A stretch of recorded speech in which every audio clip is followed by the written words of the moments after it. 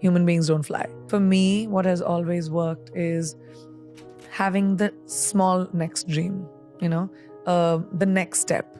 When I was younger, it was very romanticized that you're going for it and just keep going. And, it's like you have to work 24 hours, do 4 movies in one time, 5 shifts, don't sleep, don't eat. And the more a person does that, the more successful you will be. But as I have seen and lived more life, I've realized having a work-life balance is really important. Give yourself a break. It's okay. You just have to do the best you can. Survive, keep your head above water, and slowly you'll see you'll be walking on it. So this romanticization of work has to be tough and work has to be rough, and it's not. Work can be your companion. Work can be creative. Work can be something that gives you joy. And now I've reached a point where that work-life balance for me is most important. I will work on the 6 verticals that I'm working on, my business, my production, my book, my acting, whatever. But when I switch off, I'm with my family, I'm at home, I watch movies, I do whatever I want to do. So then when I come back to work the next day, I have the focus to be able to do even more things. I started working in the States in 2010. And in 2020, after 10 years of working in the industry, I started with music and then pivoted into acting in America. So started in 2010 for context. In 2020, I got my first leading role. How long did it take me? 10 years. So people don't think about how much hard work, how much consistent knocking on doors, how much humility it takes to go to another country and start from scratch. But it required me to strip every single thing that I knew in India and the laurels that I had achieved in India, the awards that I had won, the movies that I had done, the box office successes that I had seen. It required me to walk into rooms with extreme humility and introduce myself to people, to take my show reel and say, this is the work I have done. I would love to work with you. You have to go, you have to pound the pavement, you have to walk in, you have to be rejected, you have to audition, and you have to work around the culture of a new country. And that was so hard. I had to swallow the humility pill, and I was willing to do that hard work. And then, 10 years later, I finally got my leading role in a movie. The tears that it took when you move to a new country with no friends, no family, working with people that don't know you and don't know what you are able to achieve. When I first started doing Quantico, my co-actors did not understand the hoopla around me. They were like, who is this person? Like, why are you, the lead of that was the first time I got a lead role in a television series. And they just couldn't understand why. And it required me to just, be humble and say, I'm okay. This is a new environment. It's easy to go fishing from your boat, but when you have to go deep sea diving, it's a completely different thing. Yeah. So you have to learn according to your environment. So no, it wasn't easy. It was very hard. It took a lot of sweat, tears, and blood from me to finally be able to reach where I have reached. So when you say, I don't want to pass off the work that it took to get there and the time and the commitment that it took to get there. You have to shut off the noise. There are many people that will want to pull you down, but don't focus on that. Focus on the one person that believes in you. Focus on the light, little sliver of light that you might see, a little bit of inspiration that you might see. And that's the hardest thing to do because you're bogged down by baggage. You're bogged down by shackles of people holding you down. So you have to really push forward. And that's just individual. Do you have that inside of you to fight that fight for yourself? Or are you going to wait for somebody else to do it? That's an individual choice. The point is to be able to walk into a room and not be judgy and say, who are you? What are you doing? You don't, you're different. You speak a different language. That's not cool. Yeah. People speak different languages because they know more than you. They know other things that you don't know. The idea is to have your mind open to collaboration. The idea is to have your mind open to what is it that I can imbibe from someone else's knowledge. Yeah. And I think I'm a student of life. I love different kinds of people and different things that people do. I'm not running as fast as I was. I'm thinking about the steps I take. I'm in a really comfortable, content place when it comes to my life. And the choices that I'm making are mine and are not defined by other people or the validation that I probably needed when I was younger. So I think that's made me a little bit more happy and calm. Why am I lucky enough to have the life that I do? And some other woman, somewhere else, with the same desires, same ambitions, same, needs, doesn't have any of it. I really think about that a lot. It makes me feel like there must be something I did right. I wake up every day with a sense of gratitude, and I wake up every day with wanting to give back, whether that's with the person that is standing right next to me or whether that is a life choice that I might make. But giving back, I think, is so crucial when it comes to being grateful. I'm highly grateful for everything that I have.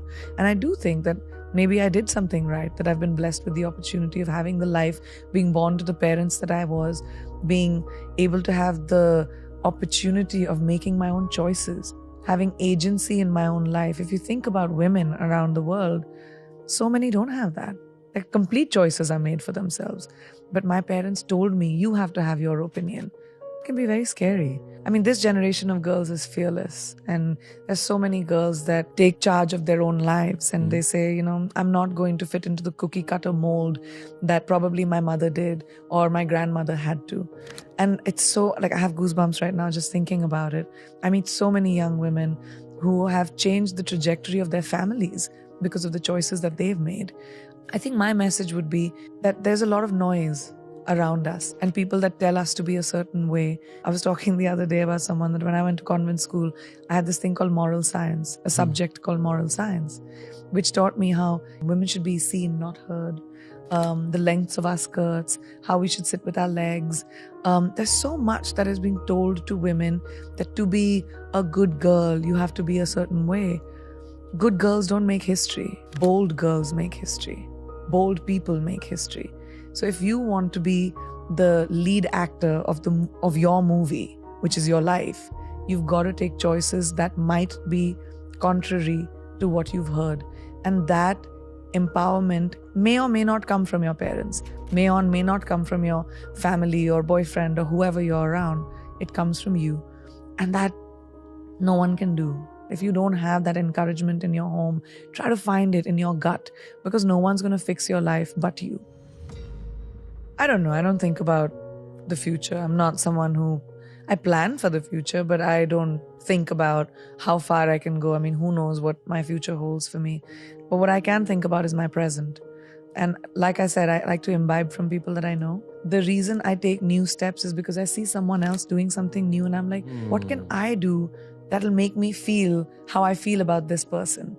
It's about that feeling. It's about imbibing from the people around you. And it could be someone you admire on television. It could be someone in your class. It could be someone that you work with.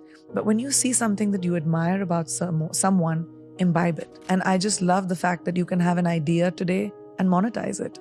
Why not? You're not just reduced to, I won't say reduced to because I come from a family of doctors and engineers, but at that time, in my parents' generation and the generation before that, it was doctor, engineer, lawyer, military, government job. Like those 5 or 6 things that everyone had to aim for. But today, I think my generation of parents are not going to have those boxes for our children, right? You have an idea, let's run with it. Yeah. I think that innovation is the only way to evolve. And if you're not evolving, you're stagnant, it's boring, bye, you should go to bed. So I think, but for me, that's a little bit of a struggle for me. I juggle a lot of balls, and sometimes I'm just so tired that I don't pay attention to the next thing as much as I would want to. And I check the box sometimes, and it works, and it's okay, because a lot of us do it. We just go to work and do the bare minimum, and I have to remind myself that the bare minimum is not my standard for myself. It always has to be more than the minimum. And you have to remind yourself to take some time. You just have to take some time to whatever you want to do. Go to bed early, have ice cream, just feed your soul. When you feed your soul as a human being, when you're with your family, your friends, you laugh a little, you bring joy, innovation happens. Creativity comes from a place of feeling good with yourself. And I think the most important thing is to feed who you are, and then it just does. What is my best opportunity at 18, at 25, at 35, at 60? Who is it that you want to be? So age ain't nothing but a number. That's a real fact. We put too much equity on age. It just doesn't matter. What matters is what you do about your life in the moment right now. Keep the people around you that are your champions. And maybe this is also something I realize when I'm older, but I tell young people this all the time. Do not hang around with poisonous people. Do not keep people around you that are toxic, that mess with your brain. Keep people around you that are genuinely happy for you. Only people that are genuinely happy for you. And if that's 2 people, you're a rich person. I think the meaning of life is having purpose. We're born and we'll die. What you do in between that is your legacy. And if your legacy is, walking with sand between your toes and living in a shack and being happy and meditating, sure, it's an individual choice. Success is very subjective. To each person is their own. My success might be completely not attractive to somebody else's success. The equity that we put on, you're the most successful, one of the most successful people on the planet, whatever, great. That's my version of it. But somebody else's version of it could be completely different. But I really believe that what your purpose in life and what you do between birth and death is what counts. So the pursuit of anything else is just futile. The pursuit should be, what am I doing in my life? What do I want to do in my life? Who do I want to be? Who do I want to touch? What do I want to create? Do I want to create? Or maybe I don't want to create. And all of it is fine, as long as you're at peace with the choices you make. So make choices that make you feel peaceful.